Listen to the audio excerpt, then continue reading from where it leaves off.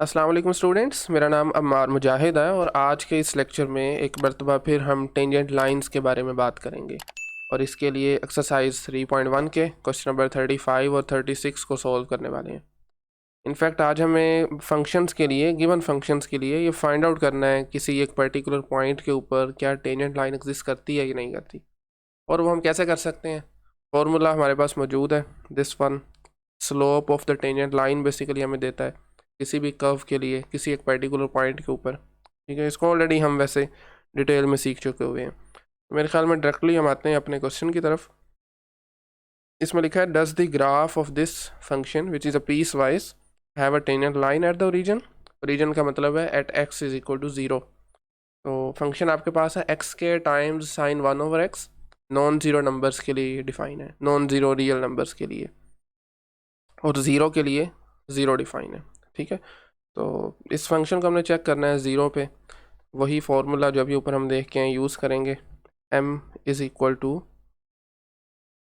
Limit h approaches 0 function f of x plus h minus f of x। ये already आपको बता चुका हूँ। This represents the vertical change divided by h होती है horizontal change, और जब आप अपनी हॉरिजॉन्टल चेंज को 0 पे अप्रोच करें तो आपकी वो फिर टेंजेंट लाइन की स्लोप बन जाती है। तो हमें याद रखिए इसमें at x is equal to 0 पर करना है ना। तो अभी तक वैसे हम जितने भी क्वेश्चन करते हैं आ रहे हैं, हमारा ये तरीकाकार होता था कि हम इस नंबर को लास्ट पे पुट करते थे। आप कर सकते हैं, आपको ऑलरेडी बता चुका हूँ, शुरू में भी पुट कर सकते हैं, लास्ट पे भी। लेकिन अभी अगर हम शुरू में करते हैं तो वो मेरे ख्याल में हमारे लिए ज़्यादा फ़ायदेमंद रहेगा। तो अभी से ही मैं एक्स को 0 लगा रहा हूँ यहाँ पे। तो ये बन जाएगा limit h approaches 0 f of 0 plus h, यानी f ऑफ h भी लिख सकते हैं आप, minus f of 0 divided by h। तो 0 प्लस h का मतलब है f ऑफ h, और f ऑफ h की वैल्यू जस्ट यहाँ पे x को आपने h से रिप्लेस कर देना है, दैट्स इट। और f ऑफ 0 की वैल्यू ये गिवन है विच इज़ 0। फंक्शन की वैल्यू 0 पे 0 गिवन है, वैल्यूज़ लगा दें दोनों की। तो हमारे पास आ जाएगा जी m is equal to limit h approaches 0 function, जब आप इसको h पे करेंगे डिफाइन तो ये h स्केयर साइन एंगल में आ जाएगा x की बजाय 1/h, 1/x की बजाय, माइनस f ऑफ 0 इक्वल है 0 के डिवाइडेड बाई h। ठीक है, तो देखें अब आपके पास 0 तो ये ख़त्म हो जाएगा ना 0, तो h को आप h से कैंसिल आउट करेंगे। अब हमें जिस फंक्शन की लिमिट वैल्यूएट करनी है that is simply h approaches 0 h times sign 1/h। ठीक है, साइन 1/h। ऑल राइट, अब जब भी ऐसे फंक्शंस आए जिनमें प्रोडक्ट आ रहा है तो आप लिमिट का प्रोडक्ट रूल यूज़ करते हैं। लेकिन इसमें आप नहीं कर सकते। उसकी वजह यह है कि चलो h का तो 0 लिमिट आ जाएगी ना, साइन 1/h की लिमिट एग्जिस्ट नहीं करती, क्योंकि जैसे ही आप 0 का अप्रोच करते हैं 1/h जो है ये बहुत बड़ा नंबर बन जाता है, नेगेटिव में और फिर या कभी पॉजिटिव में भी ना। जब आप 0 को लेफ़्ट से अप्रोच करेंगे तो नेगेटिव में होगा, राइट से करेंगे तो पॉजिटिव में होगा। साइन 1/h बहुत तेज़ी से ऑसिलेट करेगा 0 के सराउंडिंग में। तो इसका फंक्शन को आप फिर इसकी लिमिट एग्जिस्ट नहीं करती ना, क्योंकि लेफ़्ट और राइट लिमिट इक्वल नहीं आएंगे। तो इसके लिए फिर हम साइन का एक फैक्ट यूज़ करेंगे। आप जानते हैं साइन की वैल्यू जो भी उसका एंगल होता है वो हमेशा लाई करती है -1 से 1 तक, यानी -1 से छोटी नहीं होगी और 1 से बड़ी नहीं होगी। यह साइन की रेंज है बेसिकली।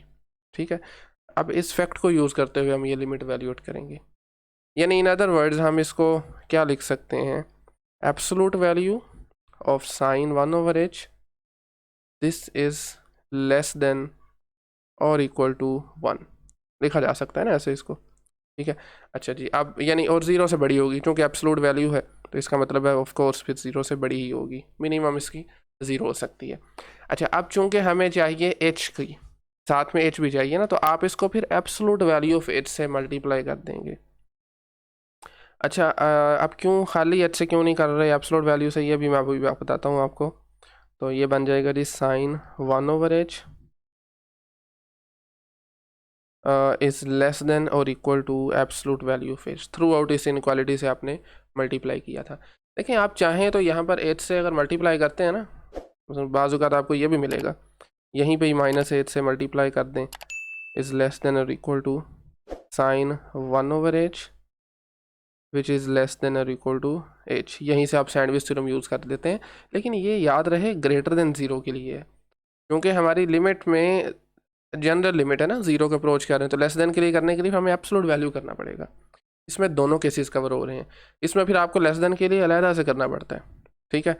अच्छा जी, अब इसमें देखें, आप इनको सिंपली कंबाइन करके लिख सकते हैं, एब्सोल्यूट वैल्यू की प्रॉपर्टी है, तो h multiply sine 1/h, this is less than और equal to absolute value of h।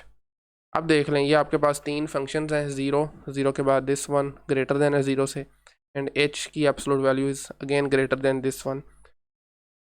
तो ये जो साइड्स वाले फंक्शन है, 0 पे इनकी लिमिट 0 आ रही है, 0 तो इस कांस्टेंट है, 0 है तो उसकी लिमिट भी 0 है। इनफैक्ट आप इसकी लिमिट देखें एब्सोल्यूट वैल्यू ऑफ h की, वो भी 0 पे 0 आ जाएगी। तो बाय यूजिंग सैंडविच थ्योरम आप यहाँ पर लिख सकते हैं, या स्क्वीज थ्योरम भी कह लेते हैं, दिस मस्ट इम्प्लाइज कि आपके पास ये जो दरमियान वाला फंक्शन है जो सैंडविच हुआ पड़ा इन दोनों के दरमियान, उसकी लिमिट भी 0 होगी, 0 पे h sine 1/h, this is equals to 0। और अगर ये 0 है तो इसका मतलब है कि अगर आप एब्सोल्यूट वैल्यू को रिमूव भी कर देते हैं तो भी वो फिर 0 को ही अप्रोच करेगा। इसके साथ 0 का अप्रोच कर रहा है तो अल्टीमेटली फिर h साइन 1/h भी 0 का अप्रोच करेगा, ठीक है। This implies that, all right जी। तो यही हमें बेसिकली इवैल्यूएट करना था, कहाँ गया। तो इसका मतलब क्या हुआ कि बेसिकली ये लिमिट है ना, यहाँ से हमने शुरू किया था, इसका मतलब है फिर ये लिमिट 0 आ रही है, m की वैल्यू 0 आ रही है, इसका ये मतलब हुआ। और जब स्लोप 0 आए तो इसका क्या मतलब होता है कि आपकी टेंजेंट लाइन हॉरिजॉन्टल है, x एक्सिस के पैरेलल है, ठीक है। तो यस, इसकी टेंजेंट लाइन जो है वो एग्जिस्ट करती है, आप नीचे लिख सकते हैं, आप जो मर्जी लाइन लिख लें, एग्जिस्ट खाली यही लिख देते हैं चलें, एट रीजन एग्जिस्ट करती है ओरिजिन पर। क्या एग्जिस्ट करती है? टेंजेंट लाइन एग्जिस्ट करती है, दैट्स इट।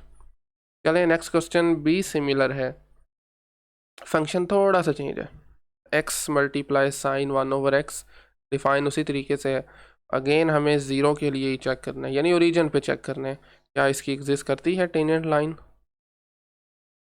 तो m स्लोप हम फाइंड करेंगे, sorry not x, this is h approaches 0। आपके पास होता है फंक्शन इस मरतबा g है ना, तो g of x plus h आ जाएगा।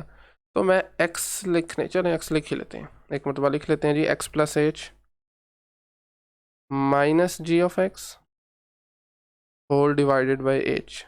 वंस अगेन हमें 0 पे चेक करना है, तो हम यहीं पे ही x की जगह पर 0 लगा लेते हैं, तो ये बनेगा g limit h approaches 0, g of 0 plus h, right, minus g of 0, this divided by h, alright। g of 0 plus h मतलब g of h, तो g of h की वैल्यू लगा दें, limit h approaches 0, g of h होगा x की जगह पर h आ जाएगा, h times sign 1/h minus g of 0, यहीं पर डिफाइन है 0 है उसकी value, and divided by h। तो देख लें यहाँ से h और h कैंसिल आउट हो जाएंगे, और m जो है वो आपके पास इक्वल आ जाएगा limit h approaches 0 sign 1/h, ठीक है। अब ये अभी आपको पिछले क्वेश्चन में भी बता चुका हूँ, इसकी लिमिट 0 पे एग्जिस्ट नहीं करती, क्योंकि 0 जैसे ही 0 का आप अप्रोच करेंगे, यानी बहुत छोटा नंबर लेंगे, तो ये 1/h बहुत बड़ा नंबर बन जाएगा, ठीक है। और नेगेटिव में लेंगे तो नेगेटिव बनेगा, पॉजिटिव में लेंगे तो पॉजिटिव। जैसे जैसे आपको 0 का अप्रोच करेंगे, आपका ये फंक्शन साइन 1/h बहुत तेज़ी से ऑसिलेट करना शुरू कर देगा।